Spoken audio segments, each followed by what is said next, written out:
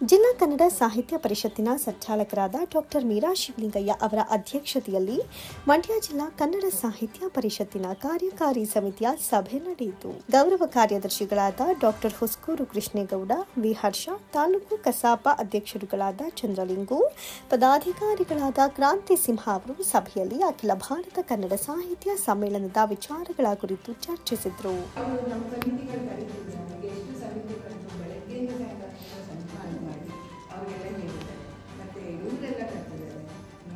ಎಲ್ಲ ಅಧಿಕಾರಿಗಳು ಕೂಡ ಬಂದು ಎಲ್ಲ ನಿಂತ್ಕೊಂಡು ಎಲ್ಲ ಥರ ವ್ಯವಸ್ಥೆಗಳನ್ನು ಮಾಡೋದಕ್ಕೆ ಪ್ರಾರಂಭ ಮಾಡ್ತಿದ್ದಾರೆ. ಆದರೆ ಈ ಒಂದು ಯೋಜನೆಯಲ್ಲಿ ನಾವು ಸಕ್ರಿಯವಾಗಿ ಭಾಗವಹಿಸಬೇಕು, ಅವರ ಪೂರಕವಾಗಿ ಕೆಲಸ ಮಾಡಬೇಕು. ನಾವು ನಮ್ಮದೇ ಆದ ರೆಕಾರ್ಡ್ ಆಗಿದೆಯೋ ಬಿಟ್ಟಿದೆಯೋ ನನಗಂತೂ ಸಂಪೂರ್ಣವಾಗಿ ಗೊತ್ತಿದೆ ಯಾರ್ಯಾರು ಏನೇನು ಮಾಡ್ತಾರೆ. ಒಂದು ಮೇಡಮ್ ಅವರು ಒಂದು ತಿಂಗಳಾಗಿದೆ ನಾಮಕರಣ ಗೊತ್ತು ಸಂಚಾಲಕರಾಗಿ. ಅಷ್ಟೊಂದು ಕೂಡ ಒಂದು ತಿಂಗಳ ಮೇಲೆ 2-3 ದಿವಸ ಮೇಡಮ್ ಇಲ್ಲ, ಒಂದು 2-3 ದಿವಸ ಮುಂಚಿತವಾಗಿ ಬಂದಿತ್ತು ಆಗಿದೆ.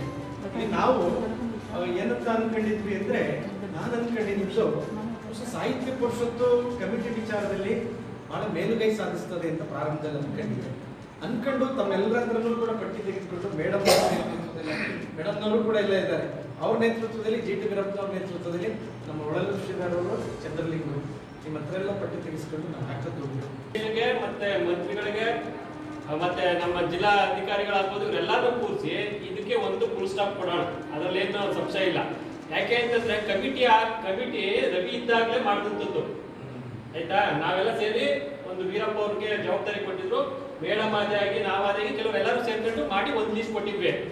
ಅದಾದ ನಂತರ ಅಲ್ಲಿ ಇದರಲ್ಲಿ ಕೇಂದ್ರದೊಳಗೆ ಮೀಟಿಂಗ್ ಆಯ್ತು.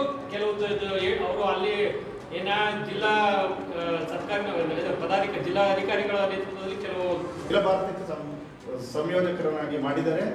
ಹಾಗೆ ಜಿಲ್ಲಾ ಕನ್ನಡ ಸಾಹಿತ್ಯ ಪರಿಷತ್ತು ಅಧ್ಯಕ್ಷರಲ್ಲದೆ ಇರುವಂತಹ ಕಾರಣದಿಂದಾಗಿ ಇಬ್ಬರನ್ನ ಗೌರವ ಕಾರ್ಯದರ್ಶಿಗಳನ್ನು ಮಾಡಿದ್ದಾರೆ. ಎರಡನೇ ಸಾಹಿತ್ಯ ಪರಿಷತ್ ವಿಚಾರ ಬಂದಾಗ ಅವರು ಸುಪ್ರೀಂ ಆಗ್ತಾರೆ. ಅವರ ನೇತೃತ್ವದಲ್ಲಿ ತಾಲೂಕು ಅಧ್ಯಕ್ಷರುಗಳನ್ನ ಮಾನ್ಯ ರವಿಕುಮಾರ್ ಅವರು ವಿವಿಧ ದೃಷ್ಟಿಕೋನವನ್ನು ಇಟ್ಕೊಂಡು, ದೂರದೃಷ್ಟಿಯನ್ನು ಇಟ್ಕೊಂಡು ಸಮನ್ವಯತೆ ಉದ್ದೇಶದಿಂದ ಎಲ್ಲರನ್ನು ಮಾಡಿದ್ರು. ನೀವು ಎಲ್ಲ ಸೇರಿ ಮಾತಾಡಲ್ಲ, ನಮ್ಮನ್ನು ಅವರು ಆ ಥರ ನೋಡ್ಕೊತಾರೆ ಅಂತಂದ್ರೆ ಅದನ್ನು ಆಡಳಿತ ಅನ್ನೋದು ಒಂದು ಅಂಗ, ಅವರು ಆಡಳಿತದ ಒಂದು ಅಂಗ ಅವರಷ್ಟೇ, ಅದು ಬಿಟ್ಟರೆ ಬೇರೆ ಏನಲ್ಲ.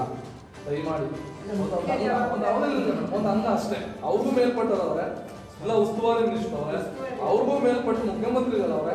ಅದಕ್ಕೆ ದೊಡ್ಡದೇನಲ್ಲ ನಮ್ಗೆ ನಿರಂತರ ಏನೆಲ್ಲ ಆಗ್ತಾ ಇದೆ ಅಂತ ಎಲ್ಲ ಸೂಕ್ಷ್ಮವಾಗಿ ನಾವೀಗ ಗಮನಿಸ್ತಾ ಇದ್ದೀವಿ. ನಂತರ ಮಾತನಾಡಿದ ಜಿಲ್ಲಾ ಕನ್ನಡ ಸಾಹಿತ್ಯ ಪರಿಷತ್ತಿನ ಸಂಚಾಲಕರಾದ ಡಾಕ್ಟರ್ ಮೀರಾ ಶಿವಲಿಂಗಯ್ಯ, 87ನೇ ಅಖಿಲ ಭಾರತ ಕನ್ನಡ ಸಾಹಿತ್ಯ ಸಮ್ಮೇಳನವನ್ನು ಕನ್ನಡ ಸಾಹಿತ್ಯ ಪರಿಷತ್ತಿನ ಕೆಲಸದ ರೀತಿ ಮಾಡಬೇಕು, ಅದು ನಮ್ಮ ಕರ್ತವ್ಯ ಎಂದರು. ಇದುವರೆಗೆ ಕನ್ನಡ ಸಾಹಿತ್ಯ ಪರಿಷತ್ತಲ್ಲಿ ಕೆಲಸ ಮಾಡ್ತಾ ಇದ್ವಿ, ಅದನ್ನು ಬದಲಾಯಿಸ್ಕೊಂಡು ನಾವು ಸಮ್ಮೇಳನಕ್ಕಾಗಿ ಕೆಲಸ ಮಾಡಬೇಕು. ಸಮ್ಮೇಳನದ ಕೆಲಸನೇ ಸಾಹಿತ್ಯ ಪರಿಷತ್ತಿನ ಕೆಲಸ ಅಂತ ಅನ್ಕೊಂಡು ಮಾಡಬೇಕು. ಅದು ಬಹಳ ಮುಖ್ಯ ಆಗುತ್ತೆ. ಯಾಕೆಂದರೆ ಸಮ್ಮೇಳನದ ಕಾರ್ಯಕ್ರಮಗಳನ್ನು ಮಾಡೋದಕ್ಕೆ ರಾಜ್ಯಾಧ್ಯಕ್ಷರು ಇನ್ನೂ ಅನುಮತಿ ಕೊಟ್ಟಿಲ್ಲ. ನಾನು ಹೇಳ್ತೀನಿ ಆಮೇಲೆ ಮಾಡೋದು ಅಂತ ಹೇಳಿದ್ರು. ಅದನ್ನು ಕೇಳೋಣ. ಅಂದರೆ ಅದೇ ಕೃಷ್ಣೇಗೌಡರು ಹೇಳ್ತಾ ಇದ್ರು, ಒಂದು ಸಣ್ಣ ಪುಟ್ಟ ಸಾಹಿತ್ಯಾತ್ಮಕವಾದ ಅದನ್ನು ಮಾಡ್ಕೊಳ್ಳೋಣ ಅಂತ. ಅದನ್ನು ಮಾಡಬಹುದು. ಯಾಕೆಂದರೆ ಅವ್ರ ಉದ್ದೇಶ ಏನಂತಂದರೆ, ನಾವು ಇದರಲ್ಲಿ ಮುಳುಗೋಗಿದ್ರೆ ಪ್ರಚಾರಕ್ಕೆ ಸ್ವಲ್ಪ ತೊಂದರೆ ಆಗ್ಬೋದು.